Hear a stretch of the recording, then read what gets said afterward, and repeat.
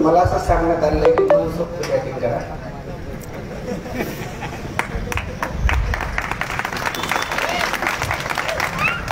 हजरत टिपू सुलतान रहमतुल्लाह आला कुठं पाठीमागे गेले ना. कारण की आम्ही छत्रपती शिवाजी महाराजांना सुद्धा अनेकदा एकही शब्दात म्हणतो शिवाजी माझा राजा आहे, म्हणून कोणी छत्रपती शिवाजी महाराजांच्या मावळ्याला रागवण्याचं काही कारण नाही. चला, या कार्यक्रमाला उपस्थित असलेले आणि या कार्यक्रमाचे अध्यक्ष ज्यांना भेटायची मला आतुरता होती. आपण शाहीन बागच्या नंतर पहिल्यांदा एकमेकांच्या समोर आहोत. पुरोगामी चळवळीसाठी ज्यांनी आयुष्य दिलं आणि पुरोगामी चळवळीचं भविष्य घडवण्यासाठी ज्यांनी आयुष्य दिलं असे ॲडव्होकेट सुभाषजी निकम साहेब, या ठिकाणी उपस्थित असलेले गेवराईचे पोलीस उपाधीक्षक आदरणीय स्वप्नीलजी राठोड सर, या ठिकाणी उपस्थित असलेले माजी आमदार ज्यांना मी इंदिराजींचे आमदार म्हणतो, नारायणराव मुंडे साहेब यांच्या आमदारकीची एक वेगळीच कहाणी आहे. म्हणजे या ठिकाणचे ते आणि जालन्याचे आमदार आहेत, म्हणून त्यांच्या आमदारकीला एक वेगळा संघर्ष आहे. अशा या भूमिपुत्र या ठिकाणी उपस्थित आहेत, ज्यांनी प्रस्तावित केलं असे कडुदत्तजी कांबळे, ज्यांनी मला या ठिकाणी येण्याची संधी दिली, मला घेऊन आले आणि गेल्या 4 वर्षापासून हजरत टिपू सुलतान यांच्या आयुष्यावर आणि यांच्या कर्तृत्वावर ज्यांची संघटना काम करते असे इरफान बागवान, माझ्यापूर्वी ज्यांनी विस्तृत असं मार्गदर्शन केलं. माझ्या चळवळीमध्ये नेहमी माझे थोरले भाऊ म्हणून माझ्यासोबत असतात आणि माझ्यावर जेव्हा जेव्हा कुठं संकट येतं तेव्हा तेव्हा धावून येतात असे शफीक भाऊ.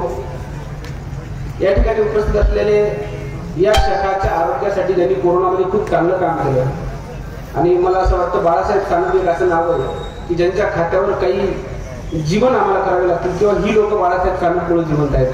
असे बाळासाहेब सानप ज्यांनी विस्तृत असं मार्गदर्शन केलं आणि ज्यांच्या शेरो शायरीबद्दल असं म्हटलं गेलं की त्यांच्या शेरो शायरीने खूप मोठा धिप्पाड उमेदवार पाडला होता. असे SY अन्सारी साहेब, प्रभाकर मिसाळ साहेब नगर परिषदेचे सदस्य आहेत. या ठिकाणी ज्यांनी हा मोठा कार्यक्रम आयोजित केला याच्यासाठी गेली अनेक दिवस ज्यांनी मेहनत घेतली असे शेख एजाज, करण जाधव, वसीम फारुकी, ज्यांच्या कामाबद्दल नेहमी मला सांगितलं जातं असे अमजद भाई शेख, माधव मेत्रे, हरुणी नमदार, इस्माईल भाई, माझ्यासोबत आलेले ॲडव्होकेट सुभाष कबाडे, दीपक चौधरी, रोहित लंबे आणि ज्यांच्या सूत्रसंचालनाची चर्चा संपूर्ण राज्यभर असते. अगदी त्यांच्या संदर्भात नेहमी वाजपेयी भाषण आहे आणि ते माझे खूप प्रशंसक आहेत. म्हणजे जेव्हा महादेव ताटे एखाद्या व्यक्तीला चांगलं म्हणतात ना, तो माणूस नक्कीच चांगला असला पाहिजे असं समाज समजतो आणि माझ्यावर त्यांनी अनेकदा स्तुती म्हणून उघडलेली आहे. असे महादेवजी ताटे सर, देखो मैं तकरीर करने वाला बंदा नहीं हूं. जिस तरह से कहा गया इस प्रोग्राम की शुरुआत से कि भागवत तावरे व्याख्यान करने वाले हैं, तो आप इस बात को समझना कि सामने खड़ा हुआ इंसान व्याख्यान या तकरीर नहीं देने वाला, मैं आपसे बात करने वाला हूं.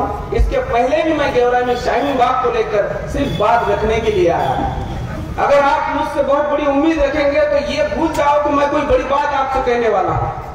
और आज की तारीख में हजरत टिपू सुल्तान कौन थे ये बताने की जरूरत नहीं है. हजरत टिपू सुल्तान कौन नहीं थे ये बताने की जरूरत है. 2015 से एक हवा चली, जिस हवा को चलते हुए टिपू सुल्तान के ऊपर कुछ सवाल खड़े किए गए.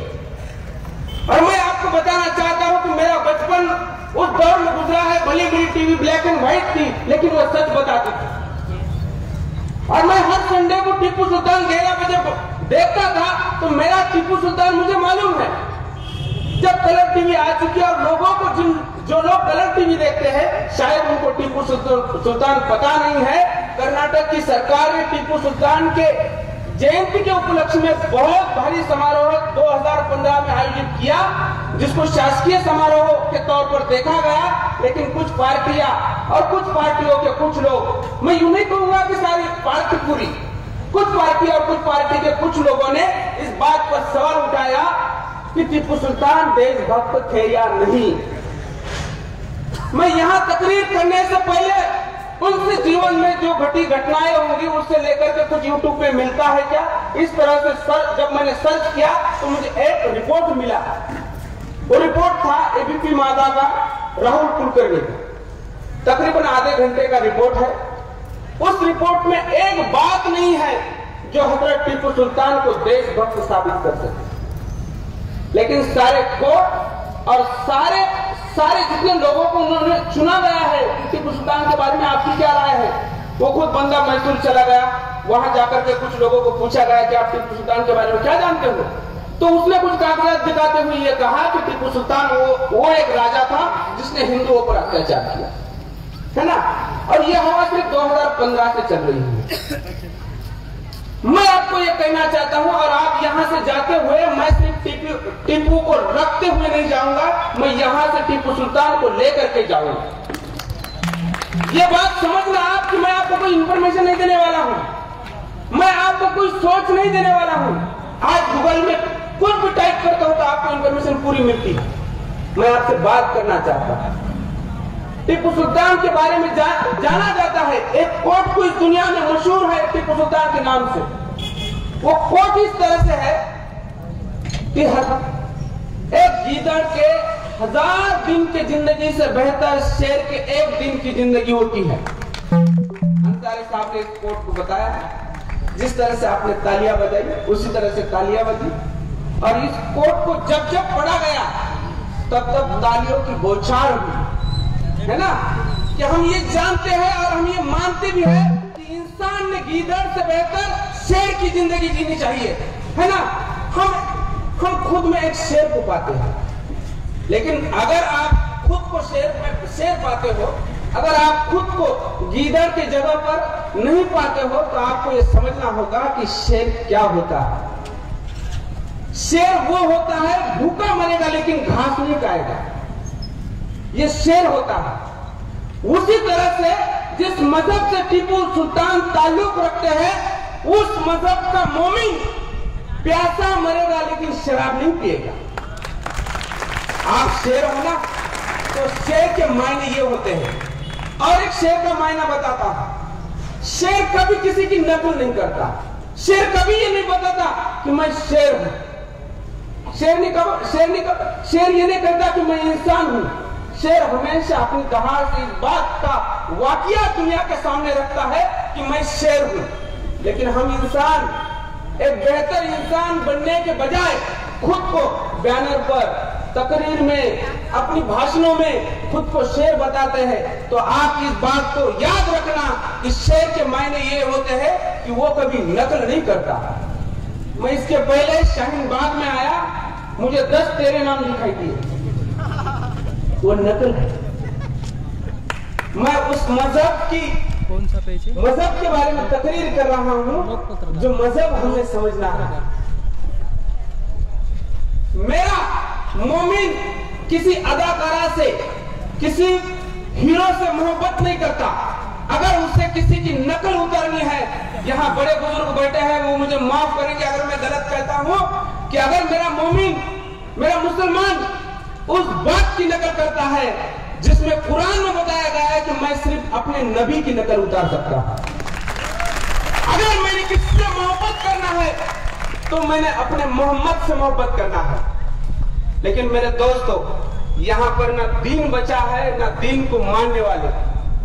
हम तकरीर करने में तो बहुत माहिर है, आप तालियां तो बहुत अच्छी तरह से बजाते हो। मैं जानता हूं यहां से जाते हुए मुझे आपके साथ सेल्फी खिंचवाने में आधा घंटा जाएगा। लेकिन मेरे दोस्तों, हमारी तकरीर और हमारा एम जो है, हम इस बात के लिए यहाँ इकट्ठा नहीं है। जिस तरह से शफीक भाव ने बताया गया, माहौल बहुत खराब हो चुका है। और आपको जिस महान राजा के हवाले से हम यहाँ पर इकट्ठा हुए हैं, उसके हवाले से ही एक बात कहूंगा और बात वहीं से शुरू होगी। मेरे दोस्तों, ये देश और इस देश की आजादी के लिए जो पहला शहीद हुआ है, जो शफीक भाव ने कहा, वो हजरत टीपू सुल्तान रहमते आला। हमें ये हमारी पीढ़ियों को बताना पड़ेगा कि ये हमारे पहले शहीद है। और आपको एक बात उनके हवाले से बताना चाहूंगा जिससे बात शुरू होगी। अंग्रेज इस देश में जब आए, बड़े शिद्दत से आए, व्यापार करने के लिए आए, और अपनी पूरी तादाद में कभी वो 2 लाख से ज्यादा नहीं थे, हम 20 करोड़ थे। इसके बावजूद 2 लाख अंग्रेजों ने हम पर राज किया। इस बात का रीजन और इसके लिए क्या कारण बना था, यह हमको समझना होगा। टीपू सुल्तान सल्तनत के साथ जब मसलत करने का वक्त आया, आप समझना इस बात को, अंग्रेज की पहली भिड़ंत किसके साथ हुई थी? हजरत टीपू सुल्तान के साथ अंग्रेज बात करना चाहते थे, और वो समझते थे कि हजरत टीपू सुल्तान ने हमें कुछ बात करना है, या फिर उसके कुछ रसूल होंगे, उसूल होंगे, उसको बताया जाएगा, उसके बाद में हम व्यापार करेंगे। लेकिन हजरत टीपू सुल्तान साहब के दरबार में कुछ सरदार थे, उन्होंने ये जाना कि अगर अंग्रेजों के साथ आप मसलत करेंगे तो शायद धोखाधड़ी हो सकती है। और हम वो लोग हैं कि हम जाए, हजारों मर जाए, लेकिन हजारों को जो जिंदा रखता है वो कामयाब रहे, और वो जिंदा रहे, इस बात के लिए मेरी कौम और मेरा देश हमेशा लड़ता रहा है। तो कहा गया कि टीपू सुल्तान नहीं जाएंगे, उनके जगह पर उनका भाई जाएगा। अगर कुछ ऊंच नीच हो भी जाता है, कुछ धोखाधड़ी हो भी जाती है, तो टीपू सुल्तान बचे रहेंगे, उनकी भाई की शहादत वहां हो जाएगी। टीपू सुल्तान के भाइयों को भेजा गया। अंग्रेज के साथ मसलत करने के लिए हजरत टीपू सुल्तान साहब का भाई वहां चला गया। जितने वक्त में उसने वापस आना था वो नहीं आया, और फिर कहा गया कि हजरत टीपू सुल्तान आपके भाई अंग्रेज के साथ मसलत करने के लिए चले गए हैं, वो अभी तक वापस नहीं आए हैं। कहीं कुछ गलत तो नहीं हुआ है, कहीं आपके भाई अंग्रेज से मिल तो नहीं गए हैं। जब ये बोलने वाले की तादाद बढ़ी तो हजरत टीपू सुल्तान साहब को शक हुआ, उनके पेशानी पर पसीना आया, और वो अपने घर चले गए। उनकी अम्मी ने देखा कि मेरे लाल के पसीने पर पसीना है। तो दुनिया आपको समझेगी नहीं, लेकिन एक माँ अपने बेटे के हर सवाल को समझती है। उस माँ ने पूछा कि टीपू क्या हुआ है? देखो, कोई ये ना कहे कि मैंने टीपू कहा, माँ कह रही है, माँ के मायने बहुत है। मुझे पता है इस्लाम में माँ अगर अपने बेटे को पुकारती है, तो हमारा कोई भी बंदा, इस कौम का कोई भी मोमिन अपनी चलती हुई नमाज तोड़ सकता है। सिर्फ वो तब नहीं नमाज तोड़ सकता है जब उसको उसकी माँ बुलाए। उस माँ ने पूछा, टीपू तुम्हारे पसीने क्यों छूट रहे हैं, क्या हुआ है? टीपू ने कहा कि मेरा भाई, तेरा बेटा अंग्रेज के साथ मसलत करने के लिए चला गया है, और वो वापस नहीं आया है। मुझे और कुछ लोगों को शक है कि कहीं वो अंग्रेज से मिला तो नहीं। टीपू के जबान से सिर्फ ये लफ्ज आने के बाद एक माँ ने एक शेर की तरह दहाड़ लगाते हुए कहा कि टीपू, फतेह अली, इस बात को दोहराना नहीं कि मेरा बेटा गद्दार है। मेरा बेटा मुल्क और मिल्लत के साथ कभी गद्दारी नहीं कर सकता। और कुछ देर बाद वो बेटा लौटा, उसने अंग्रेजों पर अपनी शर्तें डाली, और अंग्रेजों पर शर्तें डालते हुए जीत का सेहरा पहनकर टीपू का भाई लौटा। तब टीपू ने अपने मां से पूछा,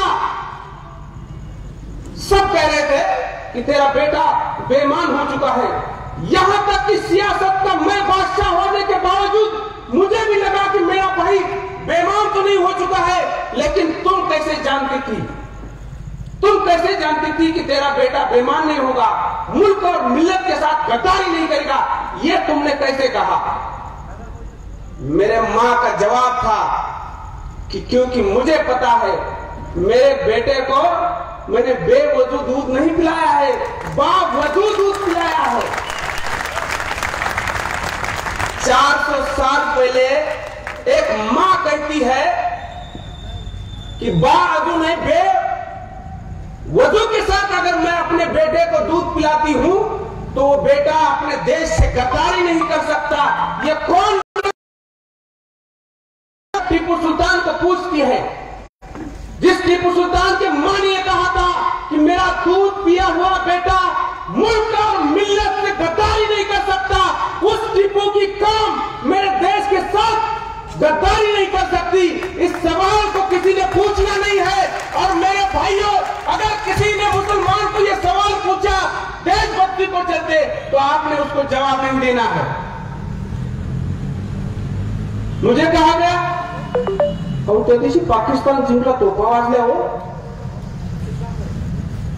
कोई भारत पाकिस्तान के मैच के ऊपर अगर मेरे देशभक्ति का सवाल का हल ढूंढना चाहता है तो मैं उसके दिमाग पर हंसता हूं। और ये कब तक चलेगा? बहुत सारे लोगों को ये पता नहीं है। मैं छत्रपति शिवाजी महाराज का मावड़ा हूं, उनको मानने वाला हूं और उन्हीं को देखकर बड़ा हो चुका हूं। यहां बैठे हुए और यहां से सुनते हुए लोगों को मैं ये सवाल पूछना चाहता हूं, अगर आगरा में फरजत ना होते तो मेरा शिवाजी जिंदा ना होता। जो लोग ये कहते हैं कि छत्रपति शिवाजी ना होते तो हम ये जिंदा ना होते, ये स्वराज ना होता, ये लोकतंत्र ना होता, ये सियासत ना होता, ये महल ना होता, ये महल में बैठे हुए नगर सेवक ना होते, अगर मेरा शिवाजी ना होता, है ना? तो वो शिवाजी जिसने बचाया उसका नाम फरजत था, और सिर्फ बचा नहीं, उसके लिए अपनी जान भी दी। यह हमको समझना होगा कि एक मुसलमान था जिसने शिवाजी को बचाया था और तब जाके हम बचे थे। हमको यह समझना होगा। और ये बार बार ये कहने की क्यों ना नौबत आती है कि हम एक है? अरे हम सदियों से एक है भाई, हमको कौन जुदा कर सकता है? देखो ये सियासत है, सियासत का दाव होता है। सियासत वालों को इस तरह से कुछ किया करने के बाद ही जीत मिलती है। जिस राम का नाम लेकर कुछ लोग सियासत करते हैं, मैं सब नहीं कह रहा हूं, कुछ लोग सियासत करते हैं, उस राम को भी जरा पढ़ा जाए। और मुसलमान को और राम में जो दुश्मनी लगाते हैं ना, वो देखे जरा इंडोनेशिया में बाली के तट पर रामायण को पढ़ा जाता है, वहां सारे मुसलमान होते हैं। हमको ये मानना पड़ेगा कि इस हिंदुस्तान के धरती में इस और मेरे बाद में रहेगी। मेरे देश को खड़ा करने के लिए मैं इसके पहले धारूर गया था, वहां मेरी तकरीर थी, इसी तरह से बात चल रही थी। और वो जो आयोजक थे प्रोग्राम के, उन्होंने कहा, और उन्होंने कई मरतबा इस बात को कहा, मुसलमान होकर हमने लस ली है और धारूर में सबसे ज्यादा विक्रम लसीकरण हुआ है। और देखो हमने मुसलमान होने के बाद में लसीकरण लिया है। कौन मुसलमान है? क्यों मुसलमान होने पर किसी का शक हमारी तरफ आना है? मैं यहां से खड़ा हुआ एक हिंदू, मैं यहां से खड़ा हुआ एक राम भक्त हिंदू, इस दावे के साथ कह रहा हूं कि किसी मुसलमान को उसके देशभक्ति के बारे में कोई शक ना करे। और आपको एक बार ये बात सुधारना है कि हर बात को लेकर अपनी देशभक्ति को वास्ता क्यों देते हो? ये देश तुम्हारे भी बाप का है। ये देश आजाद करने के लिए तुम्हारे बाप दादाओं ने भी खून बहाया। ये देश किसी के एक बाप का नहीं है। कुछ लोग को अभी तकरीर में शफीक भाव ने कहा, मैं उस अदाकारा का नाम लेना चाहता हूं, मेरी बहन कंगना रानावत, उसने ये कहा कि मेरी आजादी 2014 से है और 1947 में जो मिली वो आजादी भीख है। मेरी बहन, भीख में पुरस्कार मिलते हैं, आजादी नहीं मिलती। मैं इसके बाद में एक जिम्मेदारी से बात करना चाहता हूं। कंगना रानावत कोई मामूली अदाकारा नहीं है। कंगना रानावत कोई बच्ची नहीं है।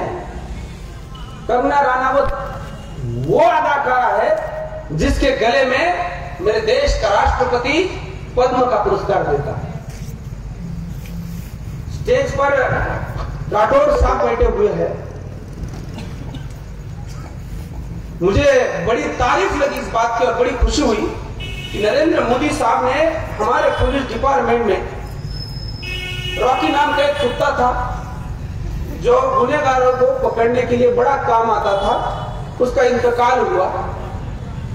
और मैं किसी कुत्ते को कुत्ता भी नहीं कहूंगा, क्योंकि इस दुनिया की हर जान अल्लाह की है। रॉकी की जान भी मेरे अल्लाह की होगी। इसलिए रॉकी के बारे में जिक्र करते हुए नरेंद्र मोदी साहब ने उसे श्रद्धांजलि दी, उसके बारे में बहुत अच्छी सी बातें की। मैं बड़ी शिद्दत से उनके उस जिक्र का यहां जिक्र करते हुए उन्हें बहुत बहुत मुबारकबाद देता हूं। लेकिन नरेंद्र मोदी साहब को एक सवाल आपके हवाले से पूछना चाहता हूं, और ये हमारी बहुत खामियां है कि हम हमेशा उस बात को टाल देते हैं। अरे आप मोदी के बारे में बात कर रहे हैं, कानों पर हाथ रखे और जुबान पे उंगली रखी, इसलिए ये हालत यहां तक आ चुके कि कोई अदाकारा इस देश की आजादी को आजादी नहीं कह रही है, भी कह रही है। मेरा सवाल नरेंद्र मोदी साहब से ये है कि कंगना जी जब ये कह रही थी कि मेरे जेब से 3,500 करोड़ रुपए का जो सरदार वल्लभ भाई का आपने स्टैचू खड़ा किया है, उसका काम क्या है? आपको मैं समझ सकता हूं कि आपको गांधी से तकलीफ है। गांधी को मारने की कोशिश सिर्फ नथुराम गोडसे ने नहीं की, लेकिन गांधी तब भी जिंदा थे, गांधी आज भी जिंदा है, और इंशाअल्लाह कोई मारने की कितनी भी पुरजोर कोशिश करे, गांधी कल भी जिंदा रहेंगे, क्योंकि गांधी का वजूद इस मिट्टी से है, किसी अदाकारा से नहीं है। मेरा देश इस बात को जाने, और हमको अब आवाज लगानी पड़ेगी। मुझे ये कहना होगा कि इस बात से मुझे प्रॉब्लम है, मुझे ये कहना होगा कि मुझे इस देश से मुझे इस तकरीर से तकलीफ है। कंगना से बात मिलाता हूं, ये कब तक चलता रहेगा? और मैं आपको ये कहना चाहता हूं कि अगर टीपू सुल्तान हजरत अली के हवाले से अगर हमें किसी उम्मत को खड़ा करना है तो वो तुम में है। मेरे दोस्तों, इस जश्न को मनाने से हमारा काम खत्म नहीं होता है। आने वाले दिन, आने वाले मसले, आने वाले मसाइल हमको इस बात को समझना है। इस मुसलमान को सवाल करना तब तक बंद नहीं करेंगे जब तक तुम जवाब देना बंद नहीं करेंगे। इस देश को पहला रॉकेट देने वाला हजरत टीपू सुल्तान रहमत आला, इस देश को आखिरी मसाइल देने वाले एपीजे अब्दुल कलाम। हमने कब तक सवाल पूछना, हमने कब तक जवाब देना है? मेरे दोस्तों, अहमद शाह अब्दाली के बारे में बताया जाता है कि कोई मुसलमान राजा इस हिंदुस्तान पर चलकर आया और उसने इस देश को लूटा। लेकिन मेरे दोस्तों, आपको यह बताया नहीं गया कि उसी मुस्लिम राजा के सामने जो खड़ा हुआ वो इब्राहिम गारदी था, वो भी हमारी नस्ल का था। जब उसको पकड़ा गया, उस बंदे को पकड़ा गया, ये पूछा गया कि मैं मुसलमान हूं, तू मुसलमान है, तू मेरे खिलाफ किस तरह से लड़ता है? उस तोपों के राजा ने यह कहा कि मेरा कुरान मुझे इस बात की इजाजत नहीं देता है कि मैं अपने नमक से बेईमानी करूं, और हमें यह समझना होगा कि मेरे खून में ईमानदारी है। और बहुत सारे हमारे सर शाहीन बाग में पूरे मराठवाड़ा ने इसी बात को में रखा गया कि देखो, इस मुसलमान के अंदर बड़ी देशभक्ति है, ये मुसलमान इस देश के बड़ा काम आ चुका है। मैंने ये आपको समझाना है और आपने इस बात को समझना है कि इसके बाद में मेरे अंदर मैंने जो बात अपनी तकरीर की शुरुआत में रखी, उसमें यह कहा गया कि शेर होने के मायने क्या है। मेरे जीने में, मेरे रोजमर्रा की जिंदगी में दीन कितना है, मैं वो बचपन का हवाला देता हूं। मैं एक हिंदू हूं, मेरे गले में माल है, मैं विठल को बहुत मानता हूं, लेकिन मेरे गांव में जब भी जमात आती थी ना, मैं जमात की तरफ दौड़ता चला जाता था। मैंने इस बात को आपके शाहीन बाग में भी एक बार जिक्र किया था कि मैं मुसलमान की जमात आई है इसलिए कभी दूर नहीं गया, मैं उस जमात में चला गया, उस जमात में घंटों खड़ा रहता था, उस बात को सुनता था। अगर मेरे बात में 0.0 भी अगर आपको तासीर नजर आता है तो वो तासीर मेरा नहीं है। मैंने अपने बचपन में कई बयान सुने हैं, कई जमातों में जाकर के खड़ा रहा हूं, तब जाकर के दीन के बारे में इतना सा समझ चुका हूं। मेरे दोस्तों, अगर तुम्हारी जिंदगी में दीन है तो इस दुनिया की कोई ताकत तुम्हें हरा नहीं सकती। तुम्हारी जिंदगी के बेहतरी को इस देश की कोई सल्तनत, कोई ताकत, कोई सियासत, कोई राजा, कोई नेता खत्म नहीं कर सकता है अगर तुम्हारी जिंदगी के अंदर दीन है। ये कौन से बदलाव की बात कर रहे हैं? ये कौन से विभाजन की बात कर रहे हैं? ये कौन से भेद की बात कर रहे हैं?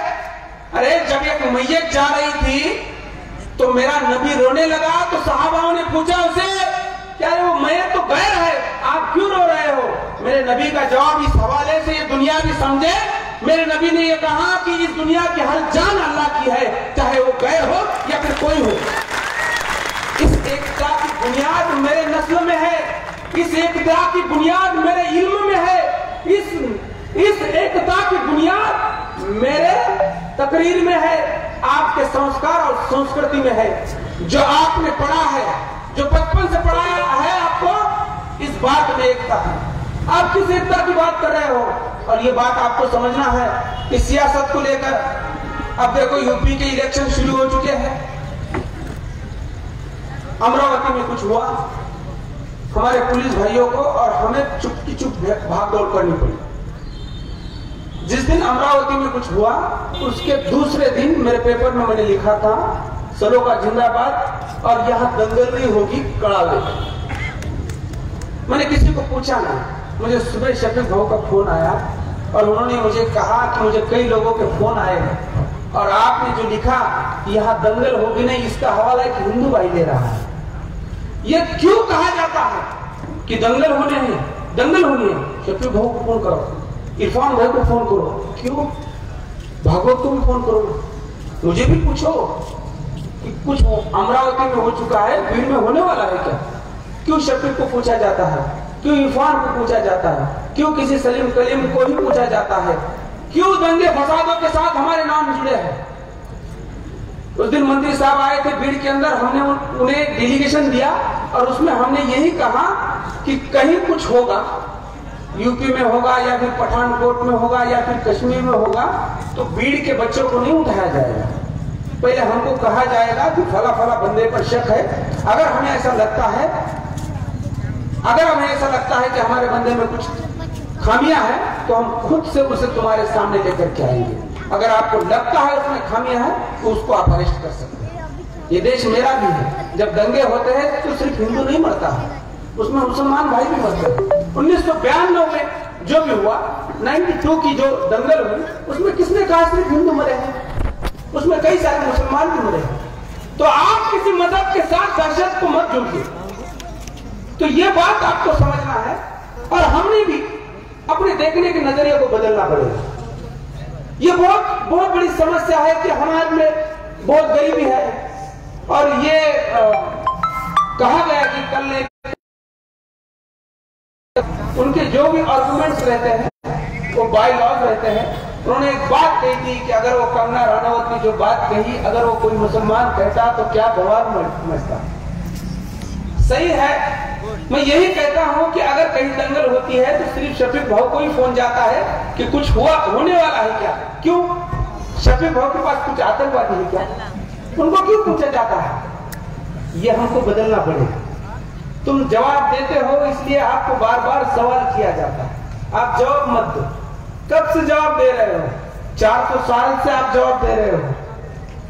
मुझे भी कहा जाता है, मेरी धारून के तकलीफ को बहुत सराहा गया, मेरे मानने वाले और मेरे रिश्तेदारों ने कहा भागवत तुम्हें चांगला बोलते हो, क्या मानस बोलता तू यार?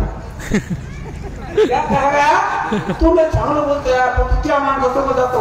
कौन मानस? कौन है वो? अरे जिसने मेरे शिवाजी के स्वराज्य में कंधे से कंधा मिलाया, ये वो लोग है। मैं उनके साथ जाता हूं, भले कंगना मानती हो या ना मानती हो, लेकिन मेरी आजादी 47 की है। मेरे 47 की आजादी में जिस मुसलमान ने मेरे भगत सिंह का साथ दिया, जिस मुसलमान ने मेरे गांधी जी का साथ दिया और जिस मुसलमान ने फांसी के फंदे को एक हार की तरह अपने गले में गुलपोशी समझकर पहना, उस मुसलमान के साथ जाना, इसमें क्या बुरी बात है? लेकिन आज यहाँ इतने आगे आने के बाद भी हमारे कई भाइयों के दिल में वो सवाल है कि आप उन लोगों के साथ जाते हो। कौन वो लोग? ये हिंदुस्तान मेरा जितना है उतना ही शफीक बाबू का है। मैं माफी चाहता हूं, ये बात बोलने की क्या जरूरत है मुझे? अगर मैं ये बात करता हूं कि मेरा जितना हिंदुस्तान है उतना ही शफीक बाबू का है, तो ये तौहीन है शफीक बाबू की और उनके देशभक्ति की। लेकिन कई भागवत उधर है, और कई शफीक भाऊ उधर है जो इस बात को मानते नहीं और जानते भी नहीं। मैं उनसे ये कहना चाहता हूं कि ये सवाल पूछना बंद करे, ये जवाब देना बंद करे। ये सवालों का जवाब मेरा राजा हजरत टीपू सुल्तान रहमते आला 400 साल पहले दे चुका है। 4 मई 1799 दीवार ढली और मेरे टीपू को समझ में आ गया कि अब शहादत देने का वक्त आ चुका है। अब मेरी जान की कुर्बानी देकर, मेरी शहादत देकर मेरे इस वतन से मेरे अल्लाह के पास जाने का वक्त आ चुका है। वो भागा नहीं, उसने माफी की अर्जी नहीं की, उन्होंने अर्जी नहीं की। मैं उनका नाम नहीं ले रहा हूं। वो अगर माफी मांगते तो उन्हें सिर्फ आजादी नहीं नवाब बना दिया जाता है। कई लोगों ने तो सिर्फ इस बात के लिए माफी मांगी कि सिर्फ मुझे जिंदा रखो, हमको गांधी को मारना है। सिर्फ इस बात के लिए माफी मांगी कि सिर्फ मुझे जिंदा रखो। मेरे टीपू ने मैं तुम्हारा नहीं कह रहा, शहादत देकर अंग्रेजों को यह कहा कि ये मिट्टी के लाल अपनी जान देंगे लेकिन अपना वतन नहीं देंगे। मेरे बाप का थोड़ी ना हिंदुस्तान है, कंगना के तो बिल्कुल नहीं है। उसका हिंदुस्तान तो सिर्फ 6 साल का है। 14 को आजाद हो चुकी है मेरी बहन, उसकी आजादी सिर्फ 6 साल की है। तो बेहतर होगा कि वो आजादी के बारे में अपना ज्ञान न बांटे। ये आजादी 1947 से है, किसी एक मजहब का नहीं, किसी एक। और ये बात भी आप जाने कि हमारी लड़ाई किसी ब्राह्मण से भी नहीं है, हमारी लड़ाई ब्राह्मण्यवाद से। आपको मालूम है, एक दादी ने कंगना को मुंह तोड़ जवाब दिया, उसका नाम चित्रे था। चित्रे यानी कि वो ब्राह्मण है, और उसने इतनी बुरी गालियां दी कंगना को। मैं यहाँ जिक्र अपने तकरीर में नहीं कर सकता हूँ और मेरी तकरीर खराब करना नहीं चाहता हूँ। उसने इतनी गालियां दी कि इस आजाद हिंदुस्तान के लिए मैं 12 घंटे जेल में बैठी थी। वो कंगना कौन होती है कि इस आजादी को भीख समझे। मेरे दोस्तों, ये हिंदुस्तान सबका है और बड़ा खुशहाल है। सारे जहां से अच्छा हिंदुस्तान हमारा ये सिर्फ गीत नहीं है, ये बिल्कुल बेहतरीन, एक बेहतरीन देश है। और कोई आका आकर ये कहे कि इस देश को मैं बदलना चाहता हूं, कोई आका और उसकी पार्टियां इस बात की कोशिश करे कि मैं इस देश की बुनियाद मिटा दूंगा, तो वो ये समझे कि इस देश की बुनियाद टीपू सुल्तान से है, 6 साल से नहीं है। कोई अदाकारा को आप सामने लेकर के आएंगे और वो हमें आजादी के पाठ पढ़ाएगी, तो ये देश। और ये भी कह दो कि कंगना को किसी ने जवाब इसलिए नहीं दिया कि कंगना को हम मामूली समझते हैं। उसका जिक्र इसलिए किया कि मेरी गवर्नमेंट, मेरे देश ने उसके गले में पद्म दिया, और पद्म बड़ा पुरस्कार होता है। हमने सावित्रीबाई फुले और महात्मा फुले को भारत रत्न मांग कर हमने हमारे गले सूखे, लेकिन उनके गले में उनके मरने के बाद में भी भारत रत्न नहीं आया। और कंगना के गले ने क्या क्या किया मैं इस बारे में जिक्र नहीं करूंगा, उसका जवाब इमरान हाशमी देगा।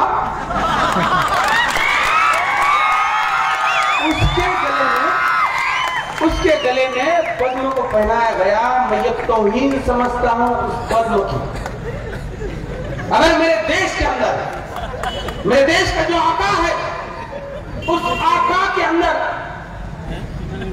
मोदी साहब मेरे प्राइम मिनिस्टर है, ये ना समझे भारतीय जनता पार्टी को सिर्फ उन्हीं के हैं, वो मेरे प्राइम मिनिस्टर है। मैं उनको ये सवाल पूछना चाहता हूं कि वो चरखे के साइड में बैठकर फोटो तो जरूर खिंचवाते हैं, लेकिन वो तब क्यों चुप रहे जब गांधी जी की आजादी को आज भी कहा गया। इटली में जाकर गांधी जी के स्टैच्यू के सामने, पुतले के सामने सर झुकाए खड़े हुए मोदी ने गांधी जी के आजादी को भीख कहते हुए उस अदाकारा के गले में पद्म पहनते हुए तालियां क्यों बजाई। हमें सवाल पूछना होगा। स्टेज पर शायद मुझे ऐसा लगता था कि बीजेपी को मानने वाले भी यहाँ आ जाएंगे, तो मैं उनके हवाले से सवाल पूछता उन्हें, क्योंकि ये बात सिर्फ सियासत को लेकर नहीं है।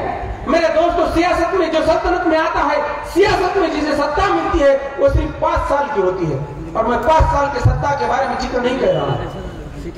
मैं उन 400 साल से चली हुई उस हिंदुस्तान के नींव के बारे में बात कर रहा हूं, जो इसके बाद में जब तक चांद सूरज है तब तक इस नींव को कायम हम रखेंगे और यहां से आती हुई पीढ़ी रखेंगे।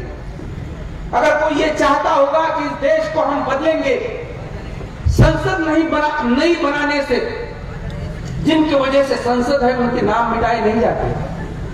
8,500 करोड़ रुपए से लागत से दिल्ली में एक नई संसद बनी जा रही है। पुरानी संसद तो अच्छी थी, मुझे नहीं पता क्यों बनाई जा रही है। अटल बिहारी वाजपेयी साहब का मैं बहुत तहे दिल से आदर करता हूं।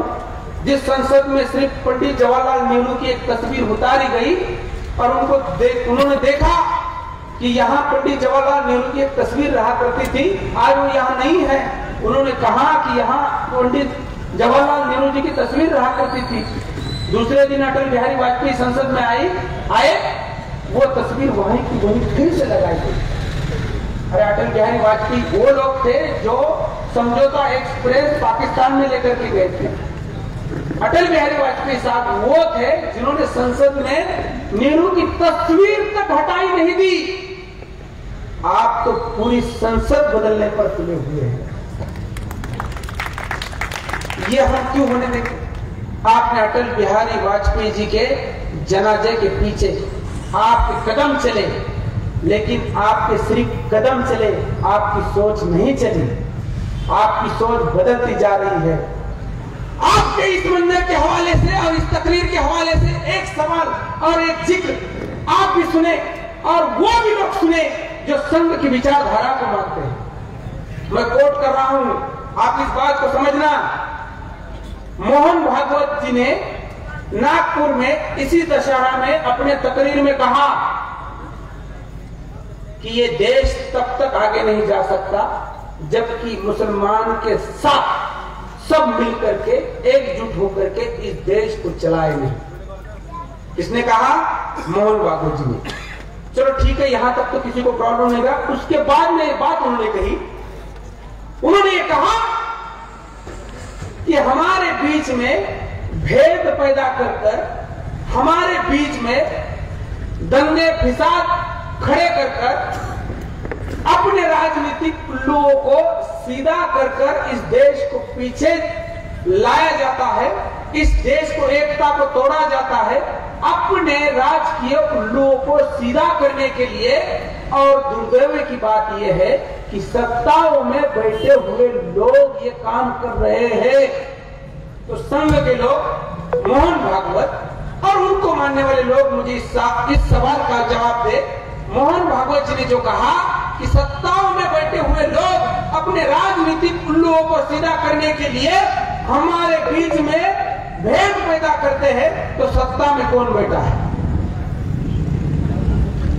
अगर इस बात को वो मानते हैं तो यहां के बाद से इसके बाद में मेरे मुसलमान भाइयों को कभी ये सवाल ना पूछे।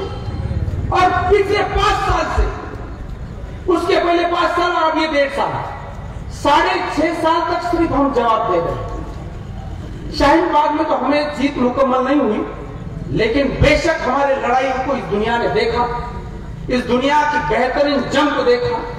और उस जंग में एक भी गोली नहीं चली। जिसने गोली चली उसका नाम भी गोपाल था। शाहीन बाग उन माओ ने चलाई हुई जंग थी जिसमें गोली नहीं चली, सिर्फ गांधी बोले।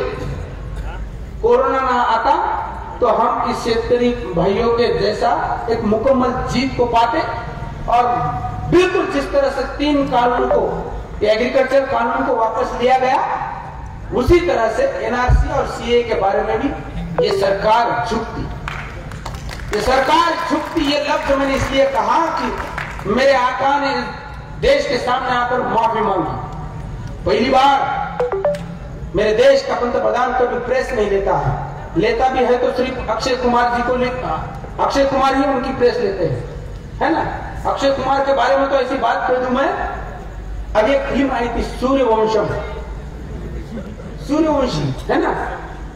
देखो कितनी बारीकी से देखो किस तरह से माहौल बनाया जाता है।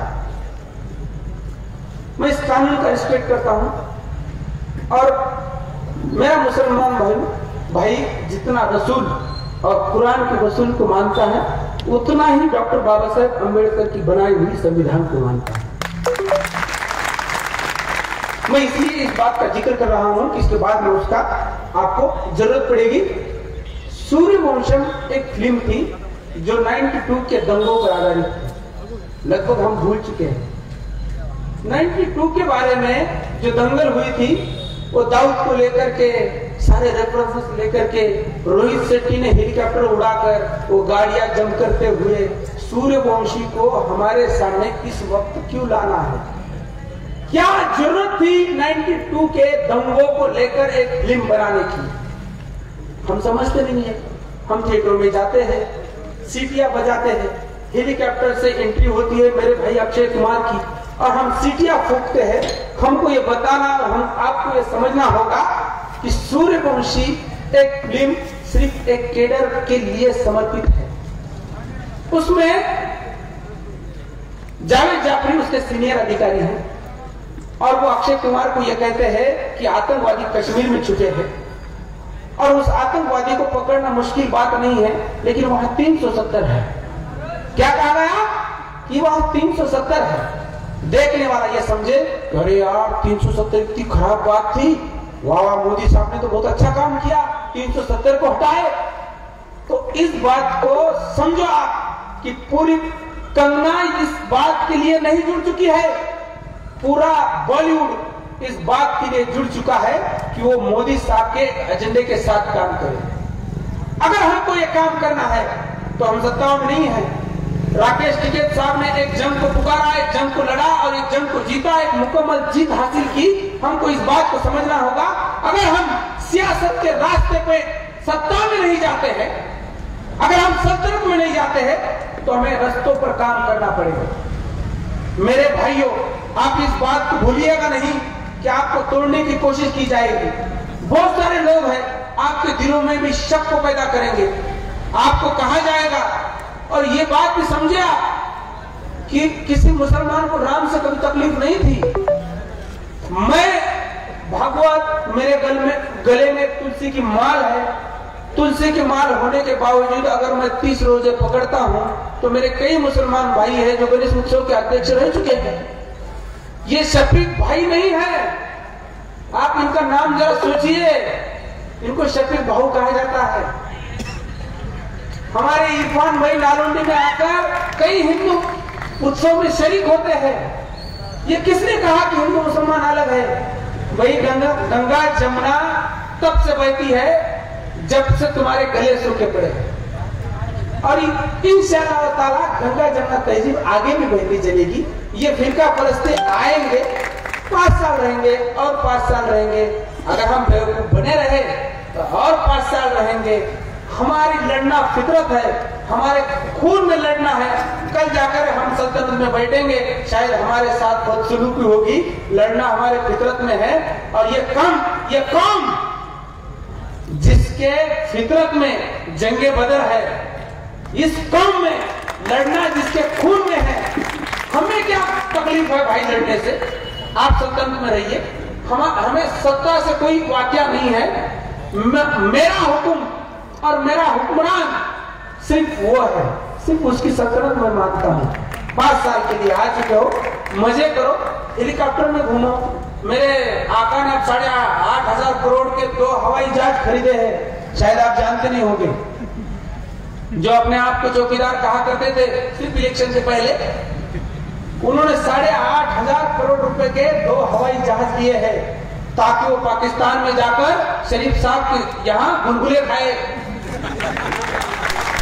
नहीं खाते, आपको ये समझना होगा। मोदी साहब सारी बातें हम पर थोपेंगे। और ये क्या बात हो गई? राम को लेकर बड़े सवाल खड़े किए जाते हैं। उन्हें किसी ने तो भी कहना चाहिए वो राम के बारे में बात ना करे। राम एक बेहतर राजा था, राम एक बेहतर इंसान था। मैं हजरत टीपू सुल्तान रहमतुल्लाह अलैह के इस तकरीर के हवाले से ये कहता हूं, अगर मैं राम की बात करना चालू कर दूं ना तो दिन भर मैं राम पर बात कर सकता हूं और हर दिन कर सकता हूं। राम एक बेहतर राजा था, और जिस राम ने अपने साथ में चलते हुए बंदरों को तक साथ लिया, बंदरों को तक साथ किया, बंदर के हनुमंत, जिनको हम भगवान मानते हैं, वो हनुमंत एक बंदर पैदाइश है। और मेरा राम अगर बंदर को साथ लेता है, उसको भगवान बनाता है, तो राम को मानने वाले ये लोग सल्तनत में आने के बाद 25 करोड़ मुसलमान को साथ में लेते नहीं है, तो वो कहा कि राम के भक्त। मुझे ये समझना होगा कि अगर मैं राम को मानने वाला हूं, तो मुझे कोई हक नहीं बनता है कि मैं मुसलमान को किसी शक के नजर से देखूं। और आपको ये समझना होगा, और ये तकरीरें आपकी जवाबदेही, ये सल्तनत, राजनीति, सियासतें चलते रहेंगी। यहां बैठा हुआ कोई आदमी, हर आदमी अपने आप में एक काम है। हर इंसान ने कुछ ना कुछ लोगों के लिए इस सियासत के हवाले से कुछ ना कुछ काम किया है। भले इनके पार्टियों के नाम कुछ भी क्यों ना हो, लेकिन इनकी परवरिश, इनकी पैदाइश और इनका रहन सहन एक सेकुलर सोच के साथ बना हुआ है। यहां पर बैठे हुए सुभाष निकम साहब, मैं उनकी क्या कास्ट है ये नहीं बताऊंगा, लेकिन एक शाहीन बाग को खड़े करने के लिए जो ताकत और जो शिद्दत उनके साथ हुई, इसके हवाला मैं देता हूं। उनके सर पर भले टोपी क्यों ना हो, लेकिन उनके अंदर एक हिदायत है जो अल्लाह ताला ने दी है। अगर मेरे बात में, मेरी तकरीर में हल्का सा भी तासीर है, तो ये अल्लाह ताला की हिदायत है, जो हिदायत मुझे उस जमात से मिली जिस जमात में जाकर के मैं खड़ा रहा। मैं सियासत को मानता हूं, मैं संविधान को मानता हूं, मैं दीन को मानता हूं, मैं एक हिंदू। मेरा मजहब इस बात की बिल्कुल मुझे इजाजत नहीं देता है कि मैं किसी को, किसी के मजहब के नाम से किसी के साथ भेद अपने दिल में रखूं। मैं वसुदेवकम कुटुंबकम तो ये बहुत तकरीर में कहता हूं, बहुत सारे लोग, लेकिन जब उस पर उतरने की बात आती है तो मुझे माफ करना, मैं इतना बेईमान आदमी हूं, मैं सिर्फ तकरीर में अच्छी बातें करता हूं। जब अपनी काम में, रोजमर्रा के जिंदगी में मैं अपने मुसलमान भाई के गले से गले लगाने की जब कोशिश करता हूं, तो मेरा 56 इंच का सेना मुझे साथ नहीं देता।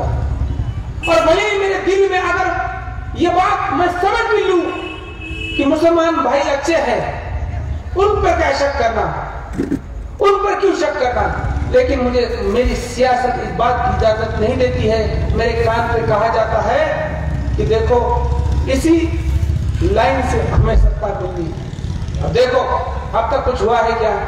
उत्तर प्रदेश की वोटिंग होते होते बहुत सारे वाकयात होंगे। देखो पुलिस मुझे ना उठाए कि यार ये वाकया होने के पहले भागवत तावरे ने गेवराई में कहा था कि वाकया होने वाला है, इस साल तो जमानत नहीं होती साहब, और 20 साल में कहा जाता है कि भागवत तावरे बरी।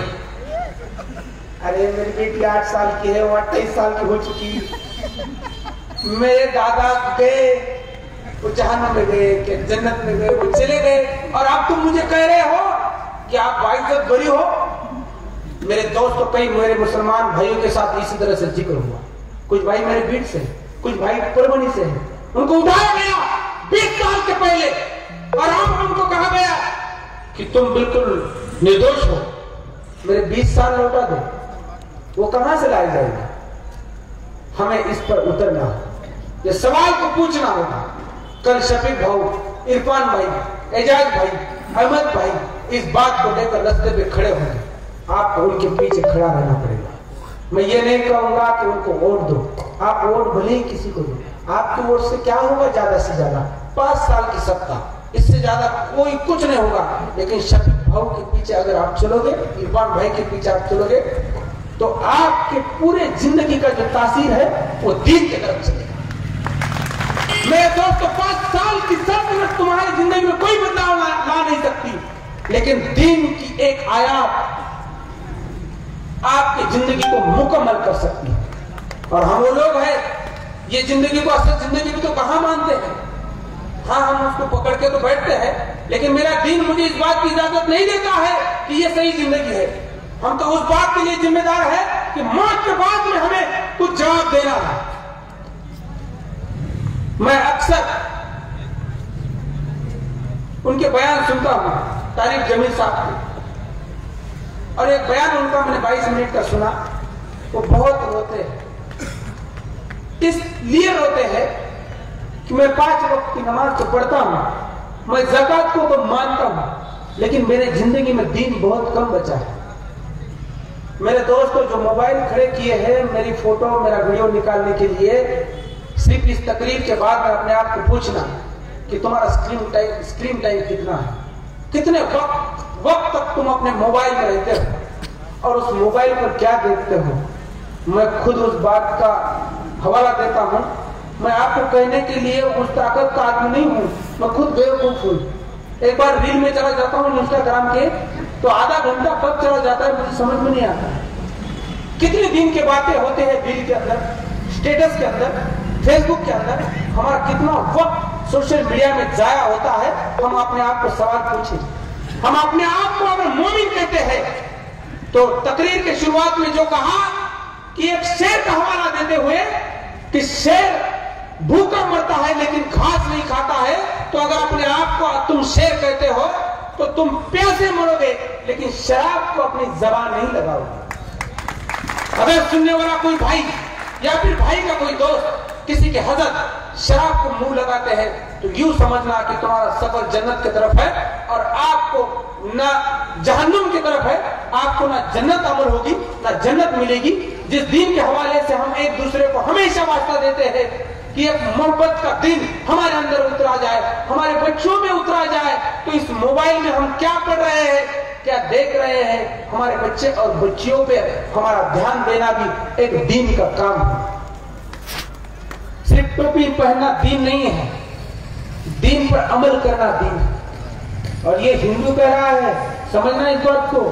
30 रोजे पकड़ता हूं, मुझे भी पता है मेरे रोजे कबूल नहीं होते हैं क्योंकि मैं गैर हूं, मैं जानता हूं। लेकिन देखो मेरे भाई, मेरे रोजे देखते हुए कोई सलीम कलीम अगर रोजे रखता है, अगर उसे हिदायत मिलती है और अगर उसे उस रोजे का उसे सवाब मिलता है तो उसमें एक पुट अकाउंट खोला जाएगा, पुट अकाउंट, सब अकाउंट खोला जाएगा और उसमें लिखा जाएगा कि सलीम ने रोजा रखा, उसे सवाब दिया जाए। लेकिन उस सवाब में एक खाता लिखो और उसमें लिखा जाए भागवत ताओ। और मेरे 30 रोजे इस बात को मुकम्मल होते हुए मैं तुम्हारे दरबार में भी पहुंच चुका हूं तुम्हारे हवाले से। अगर मेरा नबी ये कहता है कि दुनिया की हर जान अल्लाह की बनाई हुई है तो भागवत ताओ कौन सा गैर? ये जो आप कहते हो ना, वो क्या लफ्ज है गैर को? काफिर। काफिर के मायने अलग है, काफिर के मायने हिंदू नहीं है। देखो एक हिंदू भाई कह रहा है, इसके बाद में काफिर के मायने समझना।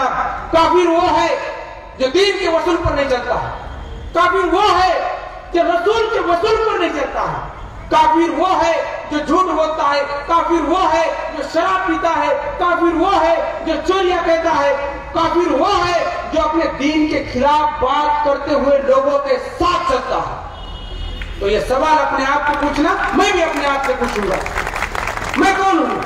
तकरीर कर रहा हूं इसलिए बहुत बड़ा नहीं हूं, मैं आपसे बुरा हूं। ये जब मैं मानूंगा ना तो मेरे अच्छाई का सफर शुरू होगा। मैं जब तक ये नहीं मानता हूं कि मुझ में बुराइयां है, मैं जब तक ये नहीं मानता हूं कि मुझ में खराबियां है, तब तक मेरी अच्छाई की शुरुआत नहीं होती। अगर मैं ये मान लूं कि मैं सबसे बड़ा अच्छा हूं, चलो ठीक है, इस बात की भी हम पुरजोर से तारीफ करते हैं कि 7.5 साल के बाद क्यों ना हो मेरा राजा सॉरी तो कह चुका, माफी मांगी उन्होंने, और उस इंसान की माफी मांगी जिस इंसान के रास्ते में हमने खिले रोंगे, उस इंसान के लिए माफी मांगी। कौन सा गांव था वो जिसमें गाड़ी चली? हाँ, लक्ष्मीपुर। वहां पर एक गाड़ी चली, काश्तकारों के ऊपर से खून से लथपथ टायर आगे निकल चुके, वो गाड़ी किसी की नहीं थी। एक मंत्री था उन साहब का, साहब ये देश वो है, मैं कांग्रेस की बात नहीं कर रहा। अगर तुम ये कहोगे कि मैं ये इस हवाले से, इस वाकया से यार भागवत तारो तो कांग्रेस का आदमी नहीं, मैं तुम्हारे सामने 2 बात करूंगा, आपने उस 2 बात को जोड़ना है और क्या सही क्या झूठ आपने समझना है। मेरे देश के एक मंत्री के लड़के ने गाड़ी चलाई, 8 काश्तकार की उसमें मौत हो गई। उस मंत्री के बारे में, उस मरहूम मरे हुए मेरे शहीद काश्तकार शेतकरी भाइयों के बारे में मेरे देश के पंतप्रधान ने बात नहीं की। इसी देश के अंदर 26/11 का एक हमला हुआ था। विलासराव देशमुख सिर्फ अपने बेटे को लेकर ताज होटल पहुंचे थे क्या नहीं पहुंचे थे। शिवाजी चाकुरकर इस देश के गृह मंत्री है, उन्होंने सिर्फ ड्रेस बदला था। यहाँ एक ड्रेस था और दूसरी विजिट में दूसरा ड्रेस था। मैं उस इटली के बेटी का और इस देश का बहू का शुक्रिया अदा करता हूं कि आपकी असंवेदनशीलता को देखते हुए शिवराज चाकुरकर और विलासराव देशमुख को इस्तीफा देने के लिए मजबूर किया था कि जब लोग वहां मौत के घाट उतार दिए गए और आप वहां जाकर के अपने बेटे को लेकर के जाते हो, तो उनका इस्तीफा लेने वाली सल्तनत सियासत इसी हिंदुस्तान में थी, जिस हिंदुस्तान में आज के सियासत में बैठा हुआ मंत्री और उसका बेटा 8 काश्तकार को मरोड़ते हुए आगे चला जाता है और फिर भी उस पर बात नहीं होती है। ये दो हिंदुस्तान है। मैं एक बात को कंगना के हवाले से मानता हूं, आजादी के बात को नहीं मानता हूं, लेकिन उसने एक बात को बहुत अच्छे से पेश किया कि 47 का हिंदुस्तान और 2014 के बाद का हिंदुस्तान, इसमें बिल्कुल फर्क है। ये वो हिंदुस्तान नहीं है जो बापूजी ने हमें आजाद करके दिया था। ये वही हिंदुस्तान है जिसमें काश्तकार को मारा जाता है, लेकिन उसे सवाल पूछे नहीं जाते हैं जिसने उन्हें मारा। तो हमें फिर उसी हिंदुस्तान की तरफ लौटना है। मेरे दोस्तों, ये जंग सिर्फ तकरीर और तकरीर सुनने से खत्म नहीं होती है। बहुत काम आगे जा चुका है। 19 में ऐसा लगा था कि कुछ फर्क आएगा, बात उससे ज्यादा बढ़ी। अब तो ये कह रहे हैं अयोध्या के राम मंदिर के हवाले से तो हम 400 पार हो जाएंगे। आपको पता है राम मंदिर का डिसीजन जिस दिन आया था, अमित शाह जी इस देश के गृह मंत्री है, मैं जी इसलिए कह रहा हूं कि वो मेरे देश के मंत्री हैं, उन्होंने पूरे देश के अंदर कर्फ्यू लगाया था कि अयोध्या का निकाल आ चुका है, अब वहां मंदिर बनेगा। तो चौक चौक में पुलिस थी, एक सिंगल भी पत्थर कहां से उठा नहीं उठा।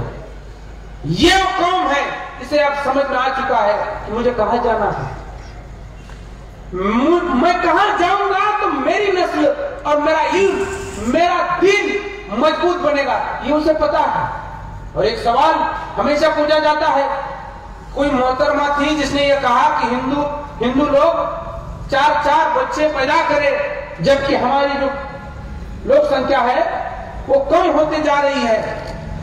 666 साल पहले मुसलमान 24% थे। कितने? 24%। 666 साल पहले। अब 666 साल के बाद में भी मुसलमान सिर्फ 25% है। 1% का इजाफा हुआ है उसमें। तो कहां मुसलमान बढ़े? कहां मुसलमान बढ़े? 20 करोड़ का हिंदुस्तान 140 करोड़ का हुआ। ये भी तो समझे कि कौन कितने बड़े। मैं इस बात की तारीख और इस बात के हवाले से ये नहीं कहता हूं कि कौन बड़ा, इससे उसे गलत समझा जाए, कोई क्यों भी ना पड़े। लेकिन ये क्यों कहा जाता है कि मुसलमान बहुत बढ़ रहे हैं? और वो तब भी 24% थे, वो भी आज भी 25% है। मेरा मामू केले बेचने में परेशान है, कोई गाड़ी बेचने में मेरी जिंदगी चली गई है। मेरी बेटी की शादी हो जाए, मेरे बेटे को एक घर मिल जाए, अब पढ़ने लगे तो मेरा बेटा चपरासी बन जाए, यहाँ तक का ख्वाब लेता हुआ मेरा मामू केला बेचने में अपनी जिंदगी गुजार देता है, और मरने के बाद में तुम्हारी इसी धरती में दफन होता है, उस पर कितना सवाल करोगे? उसको क्यों, अगर उसको नापना है तो एपीजे अब्दुल कलाम इस बंदे से नापो ना, जिसने इस देश के लिए क्या कुछ नहीं किया है। और ये तकरीर करते करते मैं थक गया हूं कि मैं जहां भी जाता हूं कि मैं मुसलमान का हवाला देता हूं कि देखो मैं हिंदू भाई हूं, और मुसलमान का हवाला देते हुए ये कहता हूं कि यार ये भाई बहुत बड़े देशभक्त हैं। कब तक? आपको नहीं मालूम, आपसे ज्यादा वो जानते हैं कि आप बहुत देशभक्त हो। आप मरते हो लेकिन हटते नहीं हो। और इस बात के कई सबूत है, 400 सालों से है। इब्राहिम गारदी अकेला था जी, अकेला था।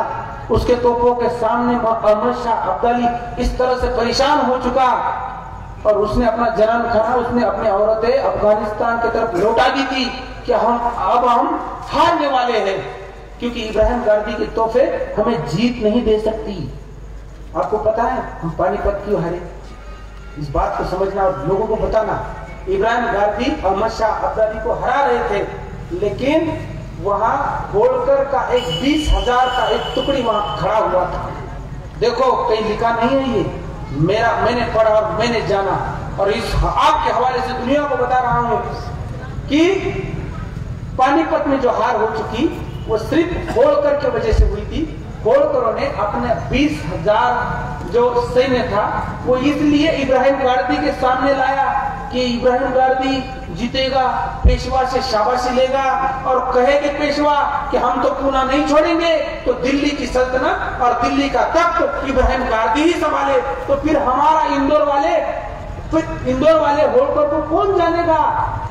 इसलिए वो अंदर आए, इसलिए कि हम भी अपना जीतोड़, अपना शौर्य दिखाए, अपना जज्बा दिखाए और पेशवा की शाबाशी हमें मिले, इसलिए वो अंदर आए। फिर अपने ही लोग जब अंदर आ जाते हैं तो इब्राहिम गारदी को अपनी तोहफे ठंडी करनी पड़ी और फिर जाकर के कत्ले आम हुआ।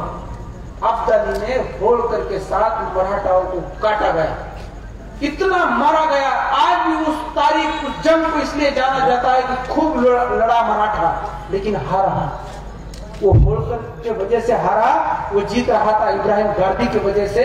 उस इब्राहिम गारदी को पकड़ा गया और अहमद शाह अब्दाली उसके तरफ देखते हुए हंसे। इब्राहिम गारदी वो इसलिए हंसे कि तुम्हारा नाम इब्राहिम है और मैं अहमद शाह अब्दाली। अहमद शाह अब्दाली के खिलाफ इब्राहिम गारदी कैसे लड़ सकता है? तो जो जवाब इब्राहिम गारदी ने दिया था, आज भी सलीम कलीम का पूरा जिंदगी यही जवाब देने में जा रही है। इब्राहिम गारदी ने कहा कि मेरा कुरान और मेरा ईमान ये कहता है कि मैं जिसका नमक खाऊं ना, मैं उसके साथ ईमानदारी करूं, और मैं सदाशिव भाऊ का नमक खाता हूं जो बम्बन है। देखो इब्राहिम गारदी ने ये कहा कि मैं सदाशिव भाऊ का नमक खाता हूं, मरते दम तक मैं इब्राहिम गारदी सदाशिव भाऊ के लिए लड़ूंगा। रात भर बर्फ पे उसे रखा गया, उसके जख्मों पर नमक को छिड़का गया। सुबह होते ही वो अल्लाह को प्यारा हुआ, लेकिन अहमद शाह अब्दाली को प्यारा नहीं हुआ। ये कौम उम्मत उस इब्राहिम गारदी के जज्बे की उम्मत है, जिस जज्बे में इस वतन के साथ फिरस्त नहीं, इस वतन के साथ मोहब्बत है। तो ये सवाल और ये जो मसले हैं, कृपा करें मुझ पर कि इस तरह के सवाल इसके बाद में कभी उठाए नहीं जाए। अरे बहुत खूबसूरत हिंदुस्तान है, बहुत ही खूबसूरत है। नारायण जी मुंडे यहाँ पर बैठे हुए हैं। 11 साल वसंतराव नाईक इस राज्य के मुख्यमंत्री थे। कुणाला वाटलं का हा माणूस लमाना, आम्ही पुस्तक शिकलो निडे झाले हो। आमच्या पुरानी नस्ल में, पुराने लोगों में, आज के देहात में जाओ, आप पैसे नहीं कुछ भी दोगे तो हिंदू मुसलमान से नहीं लड़ेगा। ये सब शहरों में होता। अमुक चौक में हुआ, तमुक चौक में हुआ, वहां लोग भागे, सलीम को पकड़ा गया, पथराव हुआ। ये सिर्फ शहरों में होता है। पढ़ी लिखी जो उम्मत है ना, वो गलतियां करने लगी। नारायण मुंडे साहब यहाँ बैठे हैं, जिंदा है। देखो मैं पुरानी बात नहीं कह रहा हूं, उनके हवाले से बात कर रहा हूं। उनके जमाने में कौन किस जात का ये नहीं समझ में आता था हमारे, लेकिन आज अगर देखो यहाँ बल्दिया है, बल्दिया कहते हैं उसे, नगर परिषद बल्दिया मतलब ना, नगर सेवक चुनते हुए भी हम उसकी कास्ट समझते, कितने कास्ट के कितने लोग हैं वहां, अगर वो चुनकर आ सकता है क्या? नहीं यार, वहां पुलिस कम है, बागवाना ज्यादा है। ये तो मुसलमानों में पूछे आप, पहले तो भी मुसलमान बोल के हम ये खोते थे, आप तो आज उसमें भी चले गए। पूरे शहीद है, बागवाना इतने है, शेख की कितने घर है, उनका एक तो घर है उसका। मेरे दोस्तों ये बंद कर दो, हमें एक होना होगा।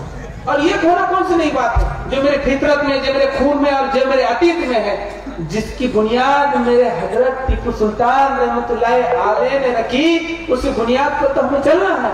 हमें कहा नए रास्ते निकालना है, पुराने रास्ते है उस पर हमारे सेकुलरिज्म का गुलशन है, उस पर हम चले। सियासत चलती रहेगी, आते जाएंगे, जाते जाएंगे। 5 साल का मजा है, उन्हें लूटने दो, हवाई जहाज से घूमने दो। जो मजा केले बेचने में और केले खाने में है, वो हम लूटते रहेंगे, है ना। मुझे बहुत वक्त दिया और बहुत तरीके से सुना। गेवराई मुझे हर बार सुनती है, और देखो मैं कभी भी तकरीर करने के लिए कोई तैयारी नहीं करता हूँ, और कभी ये सोचता नहीं हूँ कि मुझे क्या कहना है। वहाँ मेरी ताकत आपको देखकर शुरू हो जाती है, और यहाँ से जाते हुए मेरी तकरीर को लेकर नहीं जाना। इस बोर्ड पर जो दिख रहा है हजरत टीपू सुल्तान, हजरत आला, इसे लेकर के जाना, इसके काम को लेकर के जाना, इसकी बुनियाद को लेकर के जाना, इसके जंग को लेकर के जाना, इसकी तलवार को लेकर के जाना, इसके देश के भक्ति को लेकर के जाना, इसकी शहादत को लेकर के जाना, और उनको बताना जो ये जानते नहीं। मेरे दोस्तों, बहुत लंबी तकरीर हो चुकी है, शायद मैं इसके बाद में भी आपके बीच आता रहूंगा।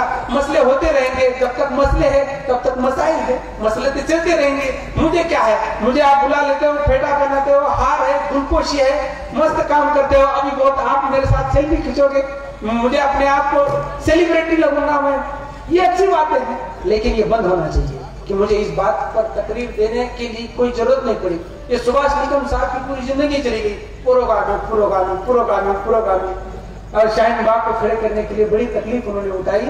उनको मत भूलिए, एक बुनियाद लेकर के वो चल रहे हैं, एक बेहतर समाज लेकर के चल रहे हैं, और उस समाज के लिए हमें काम करना है। मेरे दोस्तों, तुम्हारे अंदर अगर दीन है, तुम्हारे अगर दीन को अगर तुम मुकम्मल और कायम रखोगे, अरे पैदाइशी दीन वाले हो यार, मेरे जैसे तो नहीं। मैं तो सुनकर दीन को समझा, मैं तो जमात में जाकर के खड़ा रहा। मेरे खाले साहब कहते थे, अरे ये बच्चा खड़ा हुआ, टोपी नहीं है, सादे कपड़े रहते थे, तो आया मौलाना पूछते थे, तो खाले साहब आप कह रहे सुनता, अच्छा चलो नजदीक आओ। तो मेरे कंधे पर हाथ रखकर जिन्होंने मुझे दीन कहा, दीन बताया, दीन समझाया, उस दीन को समझते हुए अगर मेरे बात में इतनी तासीर आ सकती है, तो यूं समझो तुम्हारे घर में, तुम्हारे बचपन में, तुम्हारे आंगन में, तुम्हारी पैदाइश में, तुम्हारी परवरिश में दीन है। कितना बेहतर इंसान बन सकते हो यार, और तुमसे बेहतर इंसान तो हो ही नहीं सकता। वहां खुशहाली होती है, सल्तनत से खुशहाली नहीं है। सियासत में कौन बैठा है, इससे मेरी खुशहाली नहीं होती है। मेरी खुशहाली होती है कि मैं असल जिंदगी के बारे में जानकार हूं, मैं असल जिंदगी को जानता हूं। मेरे दोस्तों, जब मैं पैदा होता हूं, मेरे साथ नाम नहीं होता है, मेरी सिर्फ किलकिलाहट होती है, आवाज होती है, उसे चेतना कहते हैं। और मैं जब मरता हूं, मेरे मुल्क में जान नहीं होती है, लेकिन मेरा नाम होता है। मेरी मौत और मेरी पैदाइश के बीच में जो कुछ चंद सफर है, उस सफर को मुकम्मल करते हुए ऐसे कुछ काम करो कि 400 साल के बाद में भी उसकी याद निकले। उस हजरत टीपू सुल्तान रहमतुल्लाह अलैह को याद करते हुए अपने आप को जिंदा रखो। ये जिंदगी तुम्हारी नहीं है, अल्लाह ने आपके लिए एक सफर चुना, उस सफर को मुकम्मल करते हुए मौत को मिलना है। मौत महबूबा है, मौत का अंजाम है, और उस मौत के बाद में जो सफर होगा, जो असल जिंदगी होगी, उस असल जिंदगी के बारे में सोचो। आपकी जिंदगी से ना दीन कभी जाएगा, ना इस दुनिया की कोई ताकत आपकी जिंदगी से दीन को निकाल सकती है। बहुत बहुत शुक्रिया। जज़ाकल्लाह खैर।